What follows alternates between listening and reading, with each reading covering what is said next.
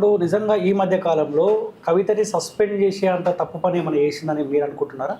అంటే ఇలా చాలా రకాల కోణాలు ఉంటాయి. ఒకటి, ఆమె రీసెంట్ చేస్తున్నటువంటి పరిణామాలు ఏవైతున్నాయో కొంత బీఆర్ఎస్ పార్టీకి ఇబ్బందికరంగా ఉన్నాయన్నమాట వాస్తవం. రెండోది, దీనికంటే ముందు ఇంకా ఆమె అసలు ఢిల్లీ లిక్కర్ స్కామ్లో ఆమె అరెస్ట్ అయిన తర్వాత అరెస్ట్ అయ్యి విడుదల కావడానికి కొన్ని ఫైనాన్షియల్ ట్రాన్సాక్షన్స్ ఉన్నాయని మనకు కొంత సమాచారం వస్తుంది. బట్ దానిలో వాస్తవాలు ఏంది మనకు తెలియదు. సో ఆ క్రమంలో అప్పటి నుంచి ఎప్పుడైతే జైలు నుంచి బయటికి వచ్చిందో అప్పుడు కేసీఆర్ కొంత పట్టించుకోకపోవడం కావచ్చు, లేకపోతే ఈమె బెయిల్ విషయంలో కేటీఆర్, హరీష్ రావు ఢిల్లీకి వెళ్ళి చాలా సందర్భాల్లో అక్కడ కలిసి అడ్వకేట్తో మాట్లాడడం, రకరకాలుగా వాళ్ళకు ఉండేటువంటి పొలిటికల్ ఏవైతే ఉంటాయో వాటి చేసుకొని రావడం జరిగింది. అంటే మంత్రాలు అనుకోరాదు, బీజేపీతో మంత్రాలు లేకపోతే మంత్రాలు చేసుకోవడం జరిగింది. సో ఆ క్రమంలో ఆ మంత్రాలు అనేది కేసీఆర్ దగ్గర పోయినప్పుడు ఆ కేసీఆర్ కొన్ని విషయాలు ఫైనాన్షియల్స్ విషయంలో ఏదో ఇబ్బంది పెట్టి అంటే పెద్ద పట్టించుకోలేదు.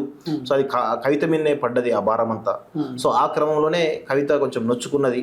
సో ఆ ఫైనాన్షియల్ భారం తట్టుకోలేకనే ఇదంతా చేసింది. అది ఒక వాదన వినిపిస్తుంది. అది ఎంతవరకు నిజం ఎంతవరకు మనకు తెలియదు. బట్ ఒక రెండు మూడు రకాల స్పెక్యులేషన్ కనబడతా ఉన్నాయి. ఇలా కేసీఆర్ ఈమె జైల్లో ఉన్నప్పుడు కేసీఆర్ పోయి కలవకపోవడం కావచ్చు, లేకపోతే అక్కడ పార్టీలో హరీష్ రావు యొక్క ప్రాధాన్యత పెరగడం వల్ల ఈవెన్ వీళ్ళ కుటుంబంలో కూడా ఇబ్బందికర పరిస్థితులు ఏర్పడతాయి. రేపు ఫర్ సపోజ్ ఇప్పుడు ప్రస్తుతం కేసీఆర్ యొక్క ఆరోగ్య పరిస్థితి కనుక చూస్తే కొంత ఇబ్బందికర పరిస్థితులు ఉన్నాయి. మరి కేసీఆర్ తర్వాత ఎవరు వారసులు అనేది చూస్తే హరీష్ రావే ఆల్టర్నేటివ్ ఏర్పడుతున్నాడు అక్కడ బీఆర్ఎస్ పార్టీలో. సో కేటీఆర్కి అంత ప్రాధాన్యం లేదు. సో ఇప్పుడు ఏం చేయాలి వీళ్ళు? కేటీఆర్ హరీష్ రావు యొక్క ప్రభావం కంప్లీట్గా తీసేయాలి. కాబట్టి అందులో ఏమైనా ఇదేమైనా స్కెచ్ ఏమో అంటే ఇప్పుడు కేసీఆర్ డైరెక్షన్ లోనే హరీష్ రావుని ఖతం చేయడానికి కవితని వాడుకుంటారు అనుకోవచ్చా? కేసీఆర్ అని కాదు కానీ కేటీఆర్, మేబీ కేటీఆర్ కావచ్చు, లేకపోతే కేసీఆర్ కూడా కావచ్చు. అంటే మనకి ఎవరు చేస్తున్నారో ఏదో తెలియదు కానీ ఈ రెండు మూడు రకాల స్పెక్యులేషన్స్ అయితే బీఆర్ఎస్ పార్టీలో అంతర్గతంగా చాలా పెద్ద పెద్ద నాయకులు జరుగుతున్న చర్చ ఇది. సో హరీష్ రావుని మెయిన్ టార్గెట్ ఇక్కడ హరీష్ రావే.